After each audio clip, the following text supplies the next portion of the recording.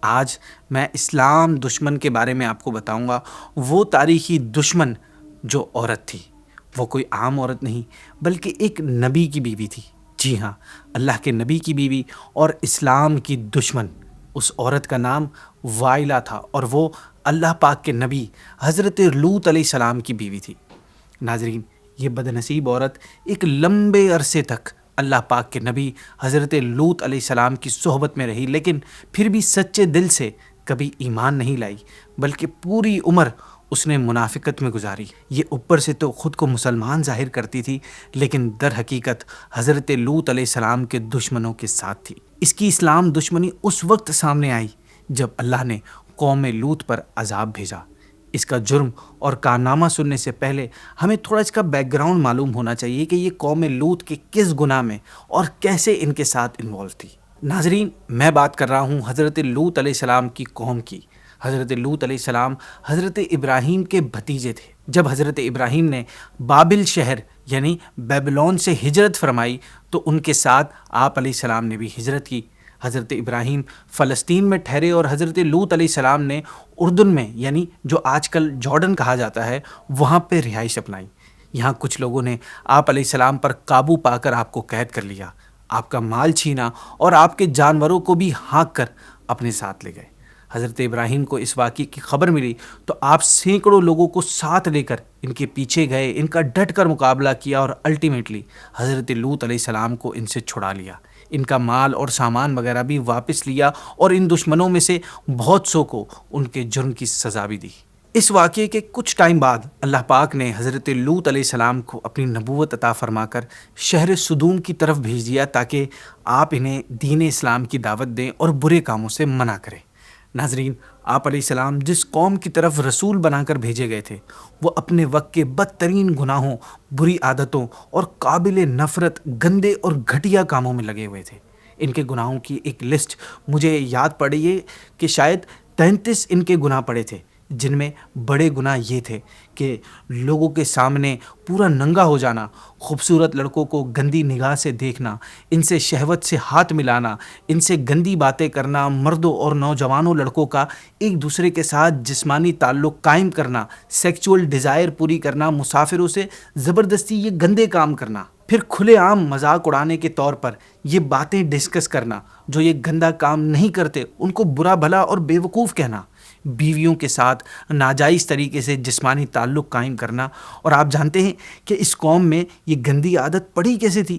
کیونکہ ظاہر سی بات ہے یہ گندا کام اس سے پہلے کسی بھی قوم نے کبھی نہیں کیا تھا، تو ایسے کیسے انہیں کرنے کی یہ چیز سوجی؟ اصل میں واقعہ کچھ اس طرح ہے کہ اس قوم کی بستیاں بہت آباد، خوبصورت اور گرینری سے بھری ہوئی تھی۔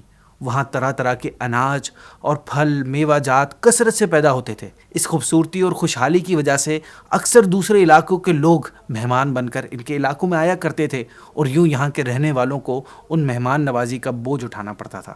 جب یہ معاملہ چلتا رہا اور کافی ٹائم گزر گیا تو یہاں کے لوگ مہمانوں کے آنے سے بہت زیادہ تنگ ہو گئے، لیکن انہیں روکنے اور بھگانے کا کوئی راستہ انہیں سمجھ نہیں آ رہا تھا۔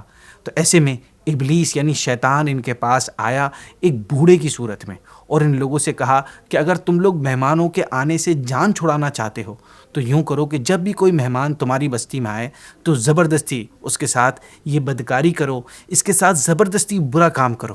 یہ مشورہ دینے کے بعد ان کی ہیزیٹیشن دور کرنے کے لیے سب سے پہلے خود ابلیس ایک خوبصورت لڑکے کی شکل میں مہمان بن کر اس بستی میں داخل ہوا اور ان لوگوں سے گندا کام کروایا۔ اس طرح یہ گندا کام ان لوگوں میں شیطان نے سکھایا انہیں۔ پھر آہستہ آہستہ یہ لوگ اس برے کام میں اتنے زیادہ ایڈکٹڈ ہو گئے کہ انہوں نے عورتوں کو بالکل ہی چھوڑ دیا اور ان کی جگہ مردوں سے اپنی سیکشول ڈیزائر پوری کرنے لگے۔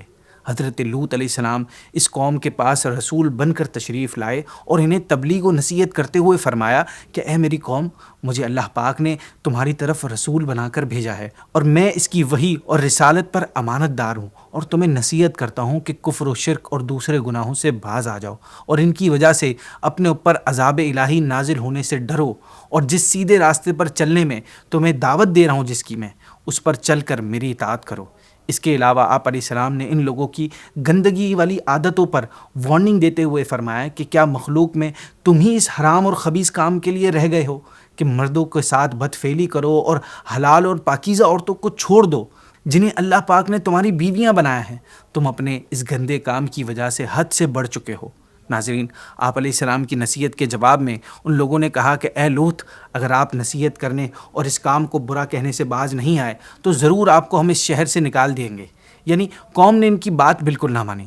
جب قوم کسی صورت بھی اپنے کاموں سے باز نہ آئی تو آپ علیہ السلام نے اللہ پاک کی بارگاہ میں عرض کی کہ اے میرے رب، ان فسادی لوگوں کے مقابلے میں میری مدد فرما۔ آپ علیہ السلام کی دعا قبول ہوئی اور اللہ پاک نے قوم لوط پر عذاب نازل کرنے کے لیے فرشتے بھیج دیے۔ یہ عذاب صرف قوم کے لیے نہیں تھا، اس عذاب کا مزہ وائلہ کو بھی چکھنا تھا، کیونکہ وہ بھی اپنی قوم کے ساتھ ان گناہوں میں شریک تھی۔ وائلہ قوم کے گناہوں اور اسلام دشمنی میں اس طرح شریک تھی کہ جب بھی حضرت لوط علیہ السلام کے گھر کوئی بھی مہمان آتے تو یہ آگ جلا کر قوم کے بدکار ترین لوگوں کو ان مہمانوں کے بارے میں بتا دیتی تھی۔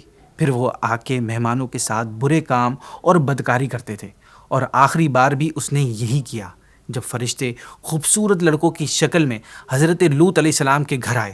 جب آپ علیہ السلام نے ان کی خوبصورتی دیکھی تو قوم کی حرکتوں کی وجہ سے جو وہ خوبصورت نوجوانوں کے ساتھ کیا کرتے تھے، یہ سوچ کر آپ غمزدہ ہو گئے اور ڈر گئے۔ کتابوں میں آتا ہے کہ فرشتوں کو اللہ پاک کی طرف سے حکم یہ تھا کہ وہ قوم لوط کو اس وقت تک ہلاک نہ کریں جب تک حضرت لوط خود اس قوم کے گناہ پر 4 مرتبہ گواہی نہ دے دیں۔ چنانچہ جب یہ فرشتے آپ علیہ السلام کے گھر آئے تو آپ علیہ السلام نے ان سے فرمایا کہ کیا تمہیں اس بستی والوں کے بارے میں نہیں پتا تھا کہ یہ مہمانوں کے ساتھ کیا کرتے ہیں؟ فرشتوں نے کہا کیا کرتے ہیں؟ پھر آپ علیہ السلام نے فرمایا میں گواہی دیتا ہوں کہ عمل کے اعتبار سے روئے زمین پر یہ بدترین بستی ہے، اور یہ بات آپ نے 4 مرتبہ فرمائی۔ چنانچہ جب مہمان آپ علیہ السلام کے مکان پر پہنچے تھے اس وقت آپ علیہ السلام کے گھر والوں کے علاوہ کسی کو ان کے آنے کی کوئی خبر نہیں تھی۔ لیکن پھر وہی ہوا جو ہمیشہ ہوتا تھا، اللہ کی دشمن وائلہ گھر سے باہر نکلی اور اپنے قوم کے پاس جا کر جاسوسی کی اور قوم کے لوگوں تک خبر پہنچا دی کہ آج حضرت لوط علیہ السلام کے یہاں ایسے مہمان آئے ہیں کہ ان جیسے خوبصورت اور حسین نوجوان میں نے آج تک نہیں دیکھے۔ قوم نے جب خوبصورت نوجوانوں کے آنے کی خبر سنی تو وہ اپنے گندے اور ناپاک ارادے کے ساتھ خوشی خوشی دوڑتے ہوئے آئے۔ حضرت لوط علیہ السلام نے ان سے فرمایا کہ یہ میرے مہمان ہیں اور مہمان کی عزت اور لحاظ کرنا لازم ہوتا ہے۔ تم اپنی گندی نیت سے مجھے شرمندہ نہ کرو، کیونکہ مہمان کی بے عزتی میزبان کے لیے شرمندگی ہوتی ہے۔ قوم نے جواب دیا اے لوط، کیا ہم آپ کو پہلے ہی نہیں منع کر چکے تھے کہ دوسروں کے معاملے میں دخل مت دینا؟ پھر کیوں آپ ہمارے ان مہمانوں کے بیچ میں آ رہے ہیں؟ آپ علیہ السلام نے بہت اچھے انداز میں اپنی قوم کو سمجھاتے ہوئے اور ان کے ضمیر کو جھنجھوڑتے ہوئے فرمایا کہ اے لوگو، یہ میری قوم کی بیٹیاں تمہارے لیے نکاح کی صورت میں پاکیزہ ہیں، سو اگر تمہیں جنسی خواہش پوری کرنی ہے تو ان سے نکاح کر کے جائز طریقے سے پورے کرو کہ وہ تمہارے لیے حلال ہیں، اور اللہ پاک سے ڈرو، اپنے کفر اور نافرمانی سے باز آ جاؤ، اور میرے مہمانوں کو کوئی برا کام کر کے مجھے ان کے سامنے شرمندہ مت کرو۔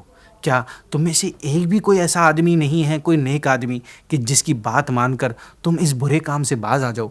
ناظرین، حضرت لوط علیہ السلام اپنے گھر کا دروازہ بن کر اندر سے یہ بات چیت کر رہے تھے، سو قوم نے یہ ارادہ کر لیا کہ دیوار توڑ کر اندر داخل ہو جائے اور مہمانوں کے ساتھ گناہ کرے۔ فرشتوں نے جب حضرت لوط علیہ السلام کی بے چینی اور پریشانی دیکھی تو عرض کی اے لوط علیہ السلام، آپ ڈرے نہیں اور غمزدہ بھی نہ ہوں، ہم آپ کے رب کے بھیجے ہوئے فرشتے ہیں اور وہ عذاب لے کر آئے ہیں جن میں یہ لوگ شک کرتے ہیں۔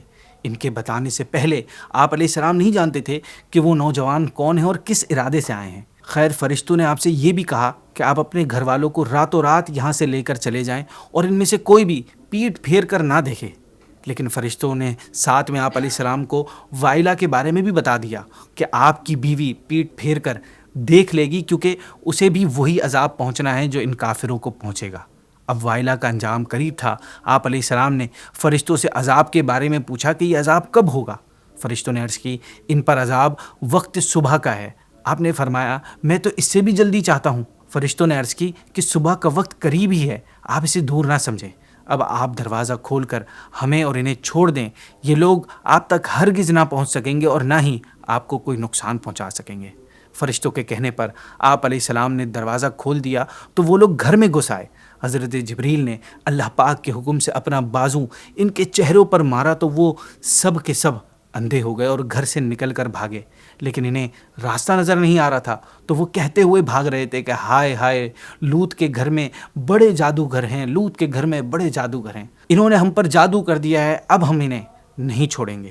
رات کا کچھ حصہ گزرنے کے بعد آپ علیہ السلام اپنی بیٹیوں اور دوسرے ایمان لانے والوں کو ساتھ لے کر بستی سے نکل گئے۔ اس کے بعد قوم پر عذاب اس طرح آیا کہ حضرت جبریل نے قوم لوط کے شہر جس زمین کے حصے میں تھی اس کے نیچے اپنا ہاتھ یعنی بازو مبارک ڈالا، اور ان 5 شہروں کو، جن میں سب سے بڑا شہر سدوم تھا اور اس میں 4 لاکھ آدمی رہتے تھے، اس ساری بستی کو اپنے بازو سے بہت اونچا اٹھایا، پھر اسے بلندی سے ان کو الٹا کر کے نیچے کی طرف پلٹ دیا۔ اسی دوران حضرت جبریل نے ایک زوردار چیخ بھی ماری، اور جو لوگ اس وقت بستی میں موجود نہیں تھے، وہ کہیں سفر پر وغیرہ پر تھے، وہ انہیں لگاتار پتھر برسا کر ہلاک کر دیا گیا۔ کچھ تفسیروں میں یہ بھی آیا ہے کہ بستیاں الٹنے کے بعد بھی ان پر لگاتار پتھر برسائے گئے۔ وائلا عذاب کا شکار ایسے ہوئی کہ جب قوم لوط پر عذاب آیا اور پتھروں کی بارش ہونے لگی، اس وقت حضرت لوط علیہ السلام اپنے گھر والوں اور ایمان لانے والوں کو ساتھ لے کر بستی سے باہر چلے گئے تھے۔ اس وقت آپ کی یہ بیوی وائلا بھی آپ کے ساتھ ہی تھی۔ آپ علیہ السلام نے ان تمام لوگوں کو فرما دیا تھا کہ کوئی بھی شخص پیچھے مڑ کر بستی کی طرف نہیں دیکھے، ورنہ وہ بھی عذاب کا شکار ہو جائے گا۔ تو آپ کے ساتھ جتنے بھی لوگ تھے ان میں سے سب نے آپ کی بات مانی، کیونکہ وہ سب آپ کو نبی مانتے تھے اور آپ پر ایمان رکھتے تھے، سو کسی نے بھی پیچھے مڑ کر بستی کی طرف نہیں دیکھا اور سب عذاب سے بچے رہے۔ لیکن وائلا چونکہ منافق تھی، دل میں آپ کو نبی نہیں مانتی تھی، اس نے آپ کی بات پر یقین نہیں کیا اور آپ کی بات نہیں مانی، نافرمانی کر کے بستی کی طرف دیکھ لیا، اور پلس شہر کو الٹتے ہوئے دیکھ کر افسوس سے چلانے لگی کہ ہائے میری قوم، ہائے میری قوم۔ بس یہاں اس کی زبان سے یہ الفاظ نکلے اور وہاں اچانک اللہ کا عذاب اس پر نازل ہوا، اور دیکھتے ہی دیکھتے کہیں سے ایک پتھر زوردار طریقے سے اس پر آگے آ کے پڑا، جس کی مار یہ برداشت نہ کر سکی اور اسی وقت پتھر لگتے ہی اپنے انجام کو پہنچ گئی۔ کتابوں میں ایک بات یہ بھی ملتی ہے کہ بستی سے نکلتے وقت ہی حضرت لوط علیہ السلام نے اسے بھی وہیں چھوڑ دیا تھا، اور جب قوم پر عذاب نازل ہوا تو یہ بھی انہی کے ساتھ اپنے انجام کو پہنچی۔ ناظرین، کیسی بد نصیب یہ عورت تھی کہ ایک نبی کی صحبت میں رہ کر بھی ایمان کی دولت سے محروم رہی، بلکہ صرف یہی نہیں، اپنے نبی کے دشمنوں کا ساتھ دیتی رہی۔